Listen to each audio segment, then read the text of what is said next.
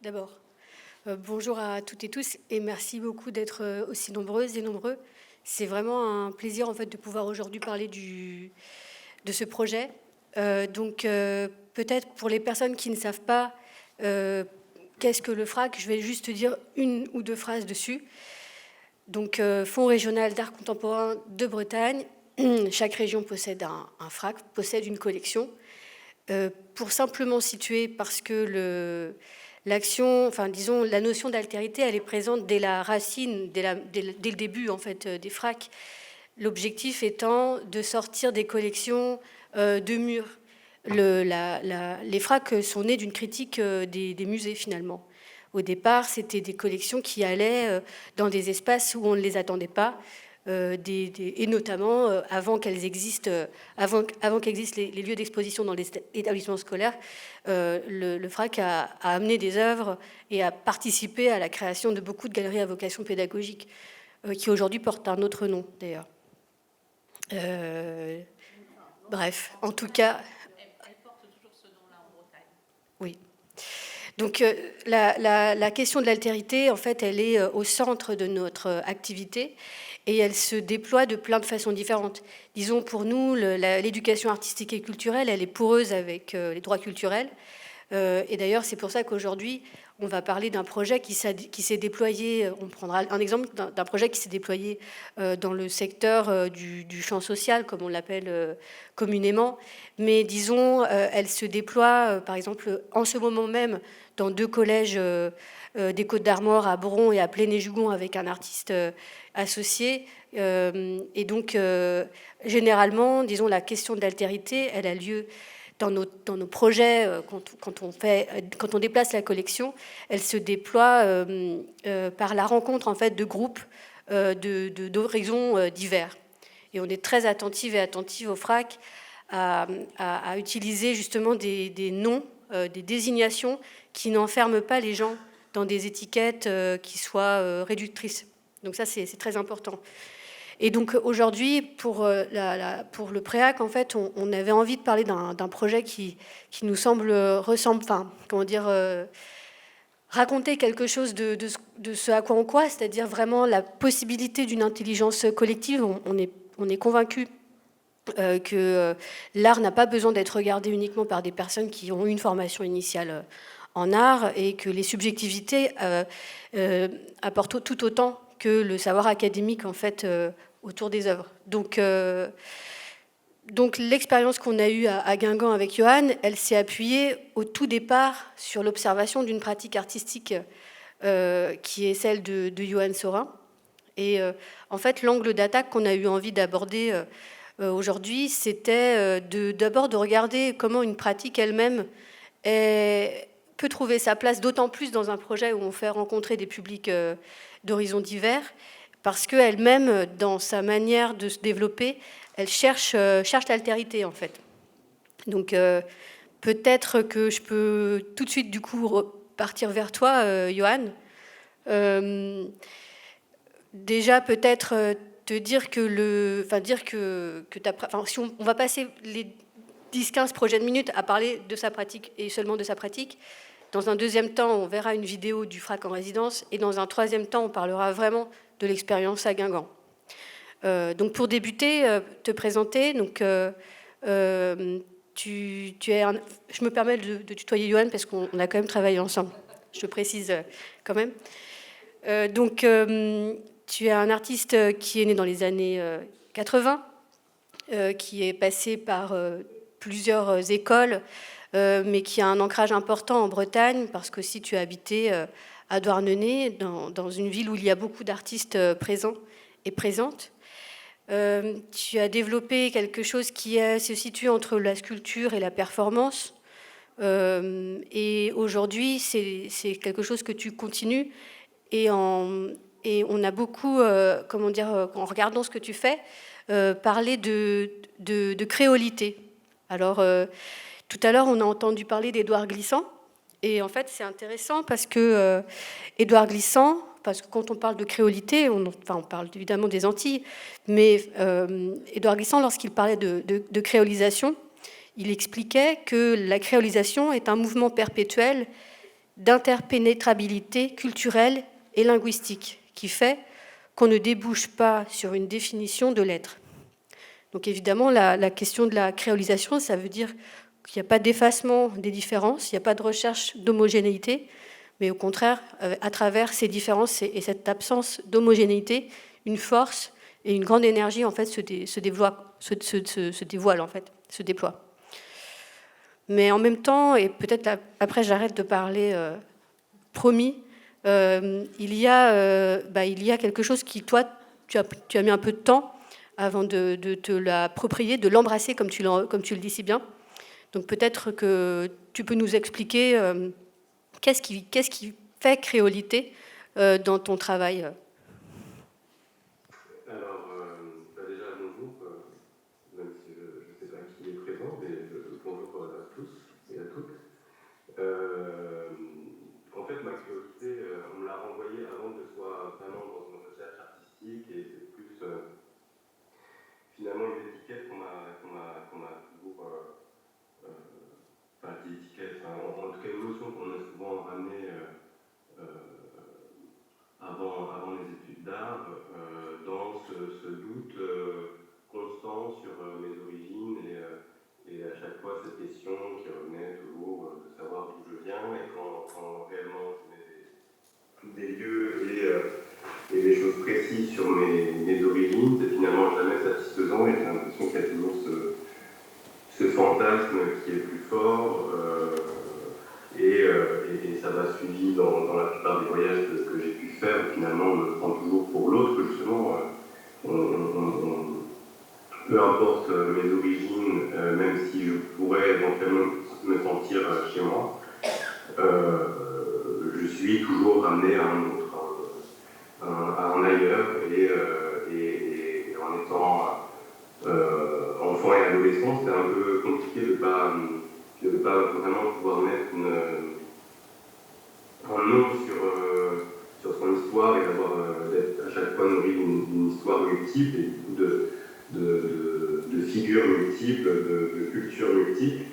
Et c'est bien après, quand j'ai commencé, moi je suis arrivé assez tard aux Beaux-Arts de Nantes, après avoir été sportif de haut niveau et ouvrier pendant longtemps. Et c'était vraiment arrivé dans un monde que je ne connaissais pas. J'avais jamais finalement été...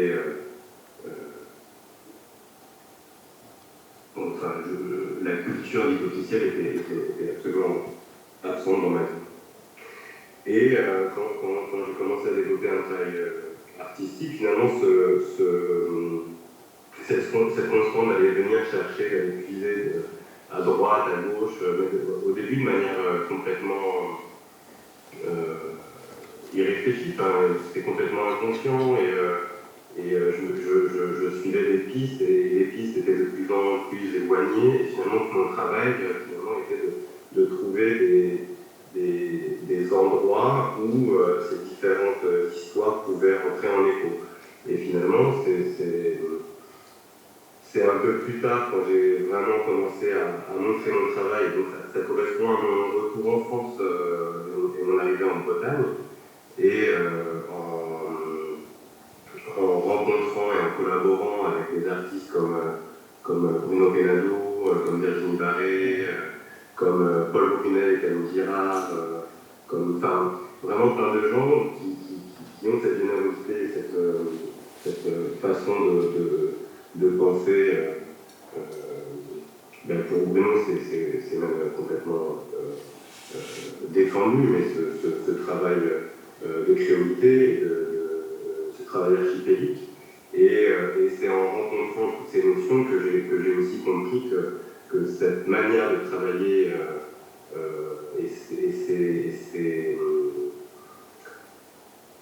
ces inspirations multiples pour venir faire des croisements, les mêmes croisements que produit mon identité, sont présents dans mon travail plastique.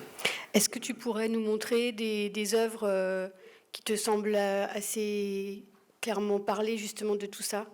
Parce que Je pense que ça serait peut-être ça permettrait de matérialiser plutôt davantage en fait ce dont tu parles. Alors, je vais vous montrer une exposition qui a eu lieu à Brétigny, au centre d'art. Ah mon Dieu, ça doit être très pixelisé en fait en crayon. Non, ça peut aller. Ça va. Non, je trouve que non. Enfin, ça va. Ça va. Non, c'est bien. Très bien, très bien. Cette exposition, elle s'appelait Slash Univers, c'était en 2019 au CAC Brétigny, et c'est une invitation de Marie Pechetois à penser une exposition où c'était assez étrange parce que je collabore depuis très longtemps avec une chorégraphe qui s'appelle Dana Michel, et elle m'a souvent invité à être dans ses étapes de création, et là c'est la première fois que je l'ai invitée elle.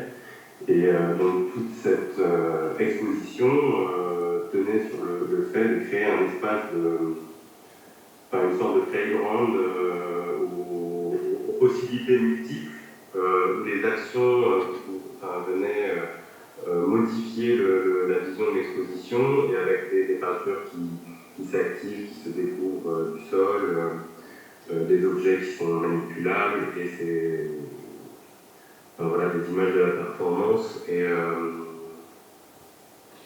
cette manière et justement avec Dana Michel, on a aussi ce point commun elle est originaire de Sainte-Lucie, et d'avoir aussi une pratique presque similaire, en tout cas dans le processus de création, dans le champ de la danse et de la chorégraphie, mais on s'entend très bien, et quand on dit qu'on s'entend très bien, c'est pas juste qu'on est copains, mais on arrive à se comprendre sans utiliser finalement sans mettre des mots sur les choses, et de laisser énormément l'intuition et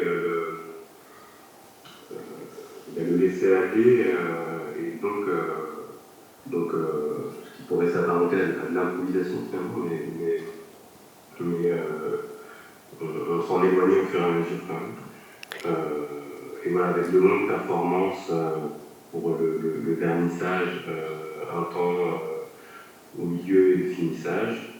Et donc il y a ce langage et ces différents objets qui deviennent accessoires, et mélanger des objets du quotidien aussi, qui pour moi rentrent vraiment dans cette curiosité.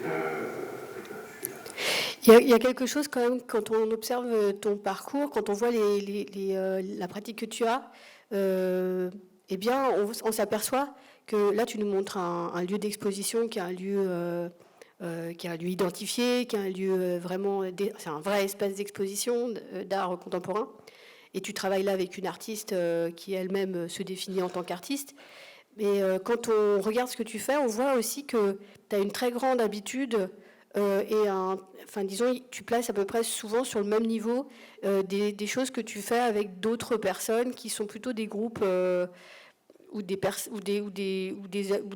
usagères, des usagers de lieux, ou des participants, des participantes, dans le cadre de projets collaboratifs en fait. Et d'ailleurs, c'est pour ça aussi qu'on avait envie de travailler avec toi, parce qu'on savait qu'il y avait chez toi un plaisir et un intérêt artistique à travailler avec monsieur et madame tout le monde.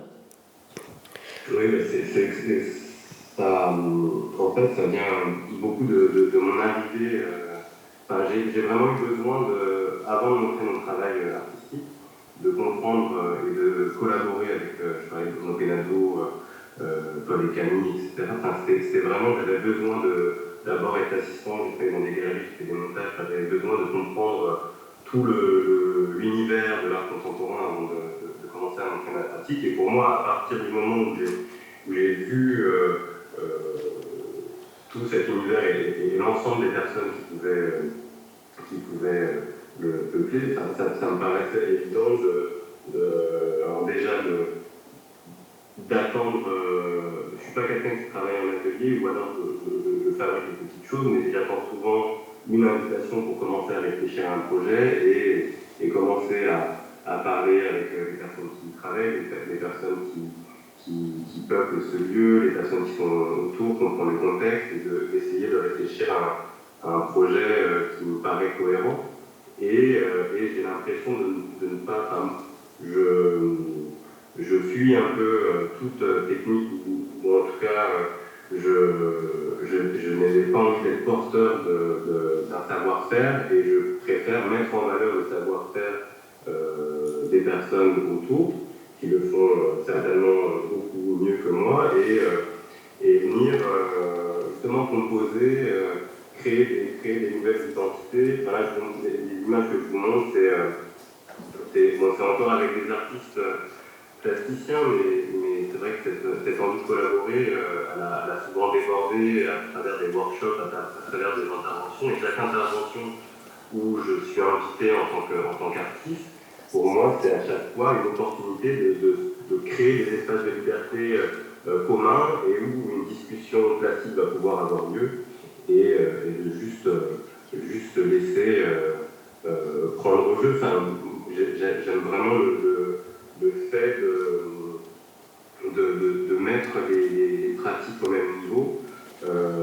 Là, ce que je vous montre, c'était au Dourven, à la galerie Dourven, où j'ai invité, on m'avait proposé d'inviter des artistes, et j'ai invité du coup Colombe Marcassiano, Florian Sumi et Dana Michel à venir travailler là-bas. Et on a décidé d'une pratique commune qui était de creuser des formes sur la plage, de trouver du plâtre et d'en ressortir ce mobilier qu'on voit avec les bougies. Et pour le moment du vernissage, le chien, c'était juste un chien qui appartenait à un photographe et qui était très bien dans cet espace. Est-ce que peut-être, Johan, vu que le temps passe, est-ce que... Non, mais c'est toujours un peu frustrant de devoir couper en fait une discussion quand elle démarre. Mais en fait, je pense que ça va dans la continuité. Je propose qu'on regarde peut-être le film autour de l'exposition et du projet du FRAC en résidence et du motif raison d'agir. Là, on va s'intéresser au grand projet qu'on a eu au FRAC en résidence, sachant que le FRAC en résidence, c'est un dispositif qui a lieu tous les 2 ans dans un territoire prioritaire désigné par la carte en fait, de la DRAC. C'est un projet en fait qui se déploie dans plein de situations différentes. Donc là, on va parler d'un des projets qu'on a développé, et j'aborde pas, par exemple, un autre projet qu'on a fait dans le cadre du FRAC en résidence, qui était celui au lycée agricole de Carnilien, où était monsieur, à Guingamp, avec une critique et commissaire qu'on avait rencontré d'ailleurs au Préac, qui s'appelle Géraldine Gourbe. Voilà, en fait, le FRAC en résidence, c'est une sorte de combinaison de plusieurs projets qui sont reliés entre eux et qui ont lieu en même temps et au même endroit. Voilà. Donc, je sais pas comment on peut... Enfin, la vidéo, si elle s'enclenche, elle va s'enchaîner. Ok. Voilà. Ok, moi aussi. Non.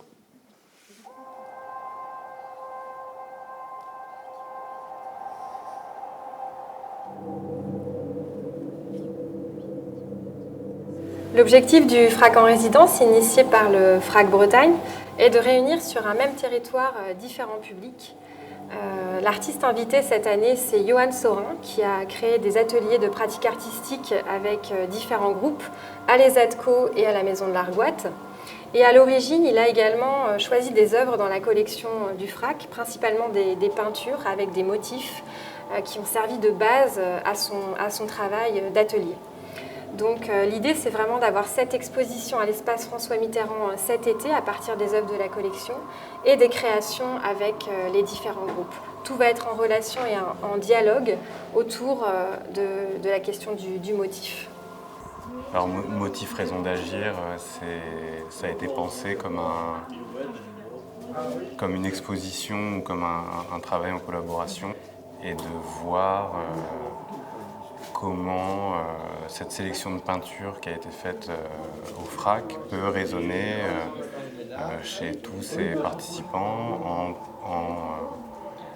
en se mettant à, non pas à jouer le rôle de l'artiste, mais de garder ses propriétés, mais d'utiliser comme moyen d'expression la peinture et la sculpture, et de venir fabriquer et créer un langage, une discussion entre les tableaux et ces nouvelles créations, et de peut-être faire émerger des émotions qui auraient été trop compliquées ou à dire, en fait, à trouver les mots. Enfin, on a essayé un peu de trouver un autre vocabulaire, un vocabulaire plastique pour mettre en forme et en image toutes ces émotions qui ont pu les traverser pendant ces temps d'atelier.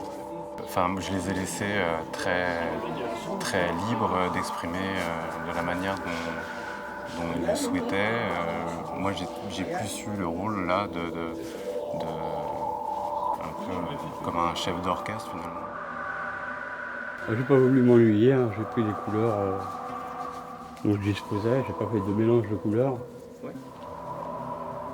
Bon, après les mélanges sont faits par elles-mêmes, par superposition. Ouais,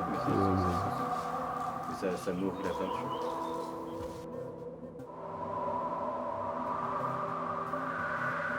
J'ai mis les en bleu là, comme ça, en rouge comme ça. On a passé c'est du bleu mais en brillant. En brillant.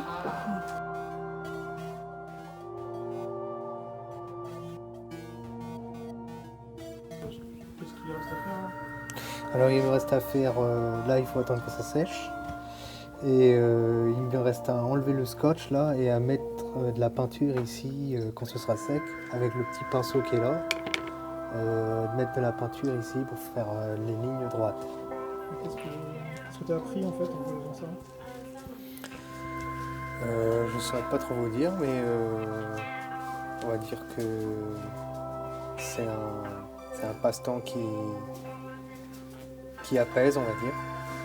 Quand on est dedans, quand on se met à fond dedans, on trouve une sorte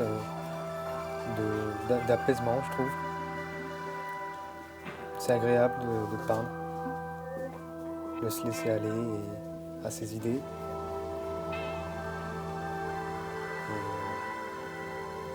Et de donner quelque chose que ce soit sur un morceau de bois ou sur une toile. C'est satisfaisant, on va dire. Et qu'est-ce que ça t'a apporté cette semaine de faire de la peinture? Et le choix des couleurs, par exemple, pourquoi tu choisis le rouge? Et pourquoi? Pourquoi Guingamp?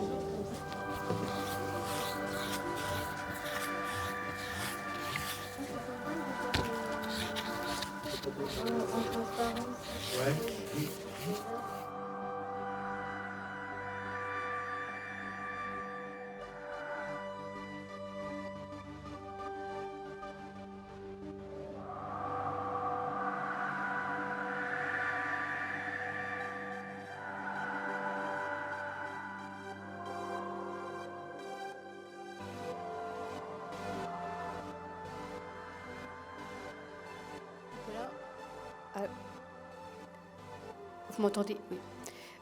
Donc voilà, une petite vidéo qui présente le projet. Il y avait donc à l'issue du projet une exposition à l'espace François Mitterrand, qui est un espace culturel assez grand, en fait, en plein centre-ville de Guingamp.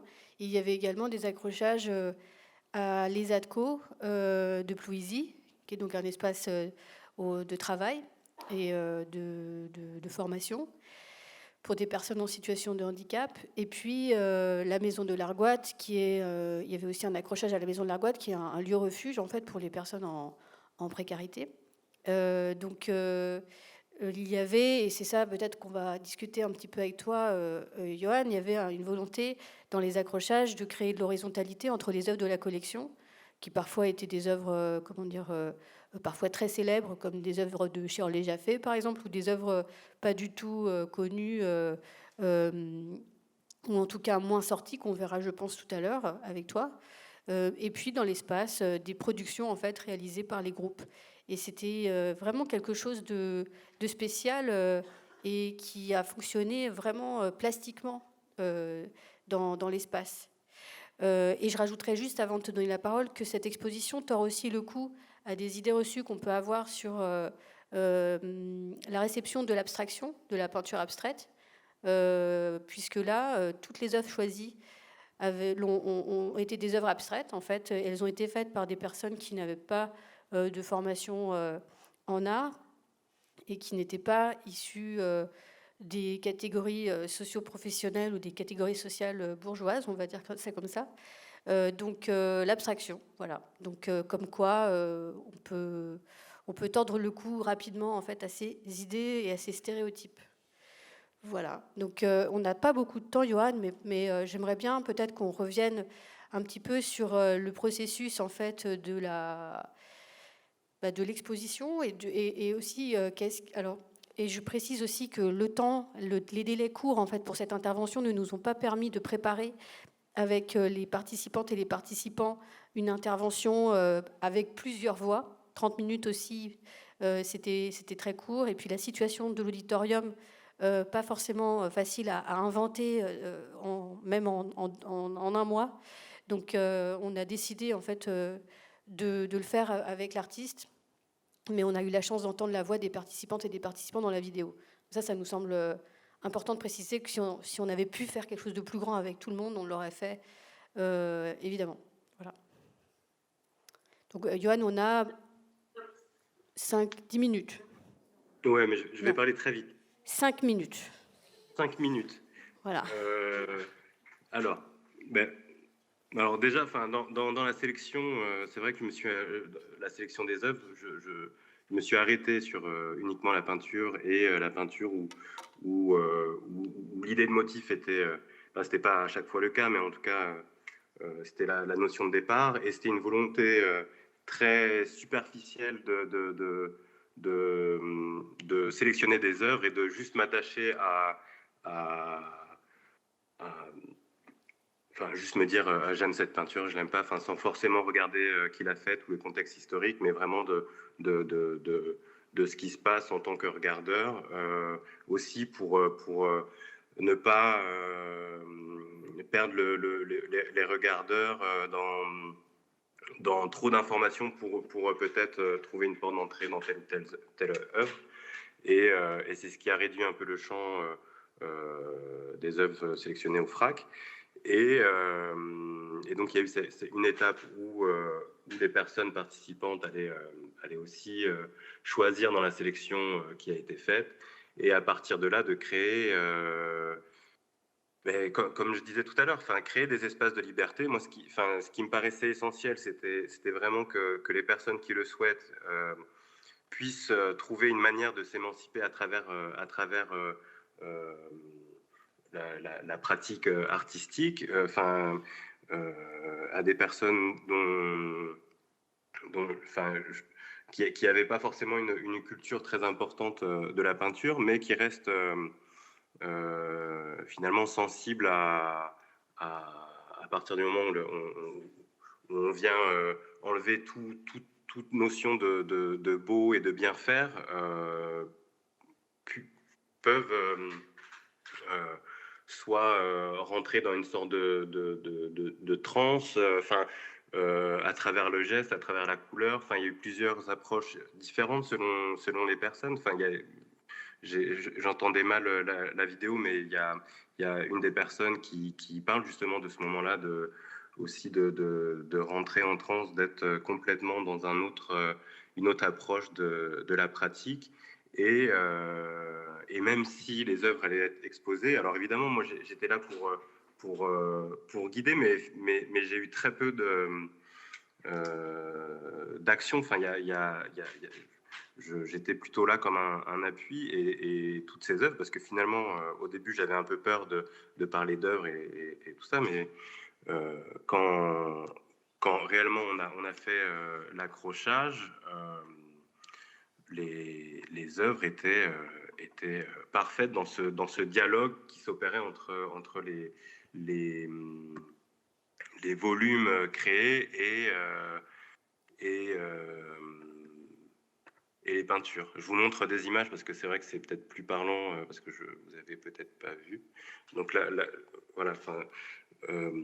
Alors ce qui est assez drôle et c'est là où je me suis rendu compte que finalement mon travail artistique enfin mon geste avait que très peu d'importance parce que c'est vraiment quelque chose que tout le monde peut faire et quand je vois les œuvres qui ont été produites, je me dis ah oui c'est quelque chose que j'aurais pu faire en réalité.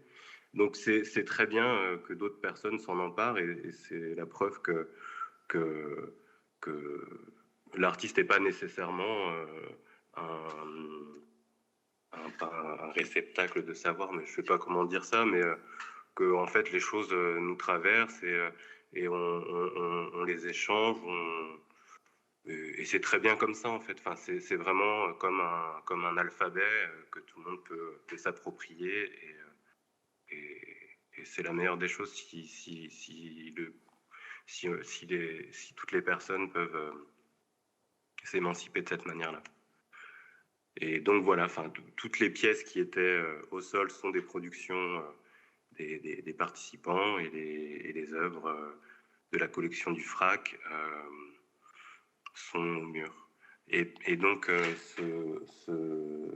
je pense que tu faisais référence peut-être à ce tableau de Bodmer, enfin une acquisition de 82 au FRAC et apparemment qui n'avait jamais été sorti et qui est pour moi un chef-d'œuvre et c'est vrai que c'est aussi une pièce qui a et on le voit dans la facture et les couleurs que les participants ont utilisées. Enfin, il y a vraiment un dialogue et c'est vrai que pour l'accrochage, c'était très simple en réalité bon ben là en fait vous verrez rien, mais c'était des images de l'atelier.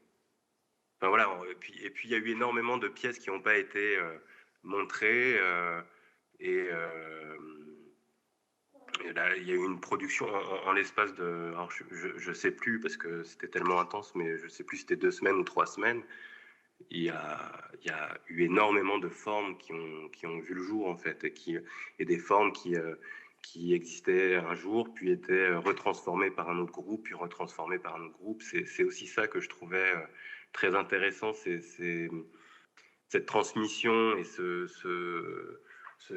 cette chose de pouvoir se passer les œuvres ou le travail en cours sans se dire que parce qu'on y a mis notre touche, enfin, cette question d'appartenance, c'est plutôt quelque chose de collectif et ça a plutôt bien marché aussi. Merci beaucoup, oui. Johan. Je suis obligée de faire ça. Oui. De saisir le moment où ton intonation descend un tout petit peu et là, tac. Non, mais c'est bien. Franchement, c'est bien fait. C'est super bien fait. Parce qu'en plus, je sentais bien que j'allais commencer à bafouiller et chercher mes mots. Donc, c'était le bon moment de me stopper. Mais en fait, il y a juste un truc, parce que j'ai beaucoup réfléchi à cette question d'altérité. Et au final, c'est vraiment pas... quand je collabore avec un public qui est plus ou moins éloigné, en tout cas pas forcément des artistes, à aucun moment j'ai l'impression que c'est un autre, quelque chose qui me renvoie vers des personnes opposées ou éloignées. Finalement, c'est souvent à ce moment-là où je me sens le mieux et où parce que je suis pas du tout bon pour parler en fait, je préfère utiliser des mots simples et que parfois on n'en parle pas du tout et qu'on soit juste dans le faire. Et souvent, c'est là où les choses les plus belles se passent. Donc oui, voilà. Je sais pas. C'est fini. Si, oui, c'est ça. C'est éviter l'entre-soi, Ouais. où qu'il soit. C'est pas. Il n'y Il y a plein d'entre-soi et disons, l'intérêt de ce genre de projet-là, c'est justement de sortir de l'entre-soi, quel qu'il soit. Voilà. Merci pour votre écoute. Et je passe la parole à Cynthia Guillot et la fourmi, et Carole avant, pardon.